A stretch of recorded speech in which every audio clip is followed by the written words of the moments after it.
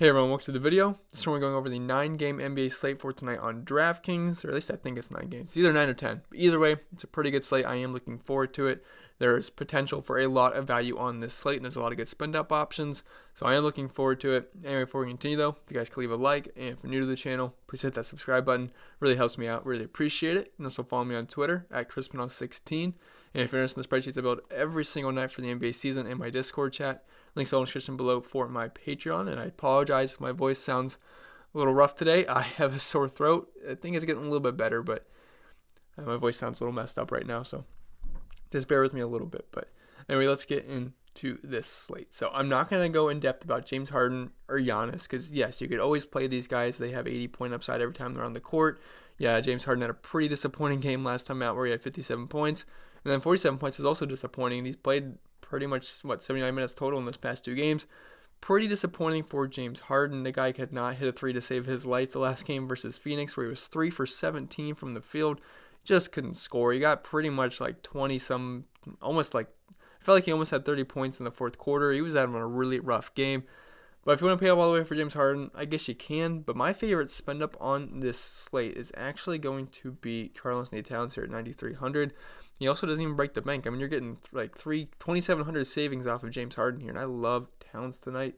I haven't really played the guy in a while because I feel like, so in the beginning of the year, he was absolutely dominant 2 games, and after that, he's been a little disappointing. He's had some 60-point games here and there, but other than that, he's been in this like low 50 to 40-point range for the most part, and I just feel like I've been point chasing those first 2 games of the season, but at 9,300, I will definitely take a shot on him here versus Phoenix.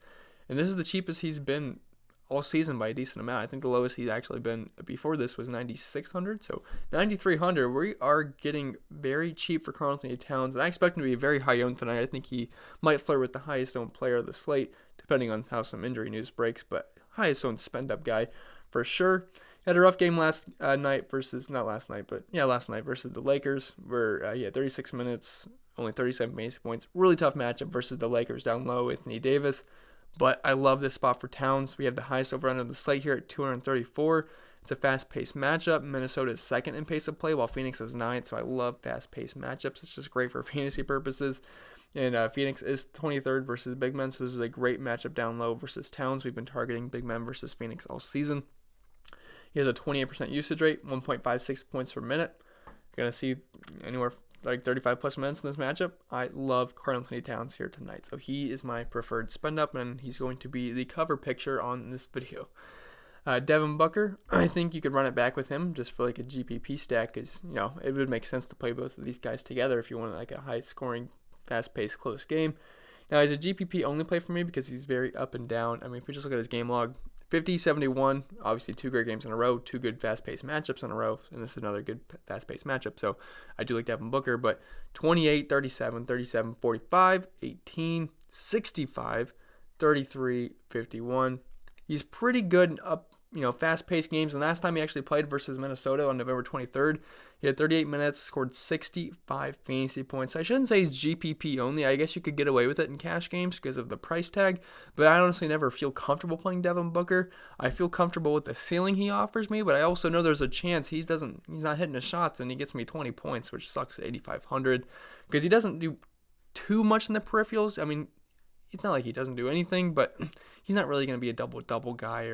He can flirt with it. I mean, he did a 71-point game versus New Orleans. That's obviously the best matchup you can get, pretty much, where he had 8 rebounds, 9 assists, 44 points. But, typically he's not going to be doing that. I mean, he'll get some, but he's just not like going to be a double-double guy. But I like him in fast-paced matchups, and Minnesota's second in pace of play. Minnesota's 27th versus point guards, 21st versus shooting guards. Now he only is averaging 1.14 points per minute, which if you look at Towns, he's only 800 more, and he's all the way up at 1.56. Devin Booker's at 1.1. It just shows his up and down nature. So it really depends on if he's hitting his shots or not, hitting his threes. But love the matchup here, and I do think a lot of points are going to be scored in this game, and I would think Devin Booker has to be a big part of that. So I don't mind Devin Booker in GPPs, or really just in all formats. Kawhi Leonard, he should be resting this game on a back-to-back, so I'm going to assume he will be out. Pascal Siakam, though, at 7,900. So I do have interest in him here. He had I shouldn't say 3 rough games in a row, but he had 2 out of 3 rough games. 43 points isn't terrible versus Houston. Not really great, but it's not bad either. 8,400 though, it's a little disappointing, but 29 points versus Philly, then 32 versus Miami. A little rough there, but you did see a little bit of a price drop here at 7,900. This is, I believe it's the second cheapest he's been all year. I believe the first game of the year he was like 7,600. Then after that, he's been in the 8K to 9K range. I think he even flirted with 10K at one point. I'm not sure if that's correct or not, but either way, he is pretty cheap, and I love this matchup. He's got a 29% usage rate, so the ball's going to stand a lot. Over 36 minutes per game, 1.19 points per minute, all pretty good. And I like the matchup down low here versus Chicago. They rank 30th versus power forwards and centers, dead last. They suck at rebounding. I think we get an easy double-double out of Siakam. Wouldn't surprise me if he, 25 points, 15 rebounds. I think that's definitely in the cards. So Siakam, I do think he is pretty solid play tonight at 7,900. Then Sabonis here right below him at 7,800. We have a good 7K tier here, so we'll talk about a couple of these guys. But Sabonis, mainly going to have to monitor the Brogdon news, because if he's out, you have to like Sabonis. I mean, Sabonis came in as major chalk versus New York once Brogdon was ruled out, like 7 minutes before lock. But, at this price tag, he's pretty much an auto 40-plus points, and that's a pretty good value at this price tag. I mean, especially with Brogdon being out. And he's pretty much an automatic double-double every single night. I mean, look, 15, 19, 13, 18, 13, 17, 14, 18, 10, 13, 12, 17, 12, 23. You know what you're going to get out of Sabonis. I mean, he had 9 out of 10 of these games were double-doubles, and the guy's got high upside, especially if Brogdon's going to be out. Brogdon has a 27% usage rate, and you match that with Sabonis already averaging 1.21 points per minute at a 24% usage rate. I would have to think he's a very solid play. I think he'd get you anywhere from 40 to 45 points with upside of more. So yes, if Brogdon is out, you definitely have to like Sabonis. If Brogdon's in, obviously it caps his upside a little bit, but again, monitor the injury news on Malcolm Brogdon for Domantas Sabonis. Paul George at 7,800. So it says that either Kawhi or George will be sitting in this game. I know it said last night that they're both questionable. I'm going to assume Paul George is playing as of right now. Obviously, if he happened to be out, we can't play him. But if Kawhi Leonard should be out, so that would just leave Paul George main on the show here at 7,800. So I would have interest in him because, going up against his old team, so it's always a nice narrative. But it's mainly just because of Kawhi Leonard being out. With him off the court this season, he's averaging 1.33 points per minute and a 34% usage rate. So, I mean, at 7,800, elite talent like Paul George, you definitely have to become in play because that's pretty darn good numbers, 1.3 points per minute, 34% usage rate. So, we definitely have some interest in Paul George, but we'll have to monitor the situation. DAngelo Russell, I would say the minutes haven't been there since he's been back. 7,700, though, it's a great matchup versus Memphis. 2 pretty fast-paced teams. Both teams play awful defense. I believe they're both bottom 5 in defense for points allowed. Memphis is one of the worst teams in the league versus opposing guards. So, yeah, DAngelo Russell would be a good play, but the past 3 games, his minutes have been 25, 25, 29. Well, I should say the past 2 games because November 15th to December 4th, that was obviously a big time gap because of the injury. But past 2 games, 25 minutes and 29 minutes. I mean, it's not bad, but he hasn't been great either. 24 points, 22 points. But this is a really good matchup. If he can get you 30-plus minutes in this matchup, I think he'd be a solid play. But I don't know, I'm going to have a hard time trusting him, I think. But still, it's a nice price tag, and he's going to be the only guy there running the show. And he's got upside, so just keep your eye on DAngelo Russell. But I wouldn't say he's a core play for me as of right now. And then Brandon Ingram, I think he feels a little bit too cheap at 7,500. I mean, he's got a 30% usage rate, near 1.3 points per minute. Last game versus Dallas, it was a blowout, only had 25 minutes, so we'll kind of throw that one out. Versus Phoenix, he ended up getting hurt, came back in, got overtime, so we got 30 minutes. 32 points, not terrible, but he's a solid player, 1.3 points per minute. I mean, 7,500 is not a bad price tag. Not the greatest matchup versus Detroit, but they're not the best versus small forwards or power forwards, so I wouldn't hate using Brandon Ingram. I mean, the price is pretty nice on him. But I do like his team. We're going to skip down a little bit because I don't like really much of any of these guys, really. So we're going to skip down to Lonzo, his teammate, at 5,200.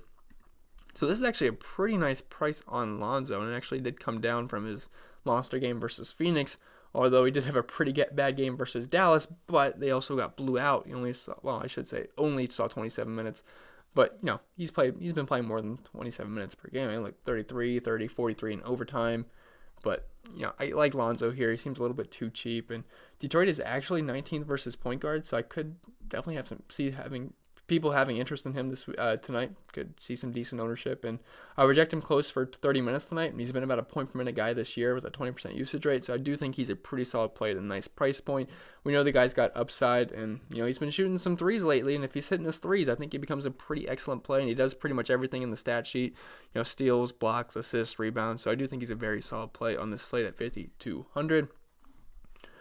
And scrolling down a little bit, Serge Ibaka. Serge Ibaka at 4,700. So I like using guys down low versus Chicago, and he's pretty much the knockoff version of Pascal Siakam, but we get him at a big discount. Now, he doesn't play the minutes that Siakam's going to be, but if we project him around 25 minutes, which I think is fair, he's been about 1.12 points per minute this year. So you're projecting him close to like 27 points right there, and I think that's pretty fair with upside of 30 in this great matchup versus Chicago. So I would have some interest in Serge Ibaka just at this price point. And then some guys we have to monitor with some injury news. So TJ McConnell and Aaron Holiday. So if Malcolm Brogdon happens to be out, Aaron Holiday and TJ McConnell would become some pretty good plays. Now, the last game that Brogdon was out, Aaron Holiday was absolutely free at 3K, so he was a lock and load play. 4,100 makes us think about it a little bit, but still, he got the start. He ended up playing 28 minutes, had 24 fantasy points. Not too bad, and I expect him around 30 minutes against the Clippers tonight, which they play faster than Indiana. They're not the fastest paced team in the world, but definitely play faster than Indiana. So I would like the pace up spot. And if he's going to start at 4,100, see close to 30 minutes, wouldn't hate him at all. So definitely keep your eye on the Malcolm Brogdon news. And then also TJ McConnell would also be in play. He had a pretty good game last time out. Didn't see as big of minutes. He had 20 minutes, but he's also very efficient on the court. He had 11 assists, which I believe was his season high. Had 26 fantasy points. So if Malcolm Brogdon's out, TJ McConnell and Aaron Holiday become some pretty decent value plays on this slate. So again, just keep your eyes out for injury news. Then going down the list a little bit, JaMychal Green. So just assuming that Kawhi Leonard is out, I don't hate him as a value play, although he's a little risky here. So 3,500. So he's hard to trust because his minutes have been pretty sporadic. 4 in the last game versus Washington, then 10. Although I know he's dealing with a tailbone bruise. 25 minutes though, 30, 23, 21, 26. That's kind of what I expect more of instead of these sporadic minutes that he's recently seen. And I'm projecting him for about 25 minutes in this game, and he's been about a 0.87 points per minute guy on the season, which is not bad at this price tag. So I think he can get eclipse 20 points, or at least get 20 points. And at 3,500, I will take that. And obviously the usage goes up without Kawhi Leonard being on the court. Just more minutes open up. So JaMychal Green would definitely be on my radar. But probably the biggest news on this slate is Gordon Hayward at 3K. So if he ends up playing, he is basically the potential lock of the slate here at minimum price. DraftKings, when the guys get hurt, they price them all the way down for some reason. I don't get it. I don't think FanDuel does that. But DraftKings prices them all the way down, and apparently someone was sleeping at DraftKings and forgot to price Gordon Hayward back up to at least a respectable price tag. So if he starts, he will definitely open up a stars and scrubs approach to this slate. He's listed as questionable, but he does have an official chance to play at bare minimum salary. And he was on a tear before getting hurt. He had a 50-point outing, 59, and a 45-point outing in 3 of his last 5 games. And he was actually priced up all the way up to 8,800 at one point versus San Antonio. And that's when he got hurt. But this is an elite matchup versus the Cavs, too. They are second worst defensively and are 27th versus small forwards. He's averaged 1.16 points per minute this season, and I do expect him to only get about 25 minutes if he does play, so I'd expect him to be a little bit limited. But that's a near 30-point projection, and at 3K, you gotta load him up. That's like a 10x just projection. I mean, more realistically, maybe like a 25 to 28-point projection, but still, that's like 8 to 9x. So Gordon Hayward would be the lock of the slate. And actually, last time he played Cleveland, he had 34 minutes. I actually played him on this slate versus Cleveland that slate, and he was like 10% owned, I think, and he ended up balling out. Almost had a triple-double, 39 real-life points, 8 assists, 7 rebounds, 59 points, best game of the year. So, yeah, Gordon Hayward would definitely be the lock of the slate if he ends up playing, even if he's limited just because he's cheap, or dirt cheap. Anyway, guys, that's going to be it for this video. Hope my voice wasn't too bad. Hopefully it gets a little bit better tomorrow. But I'll see you guys in the next video. Wish you guys the best of luck and have a great Monday. Is it Monday? I think it's Monday. I have no idea. Yeah, it's Monday. All right, see you guys in the next video.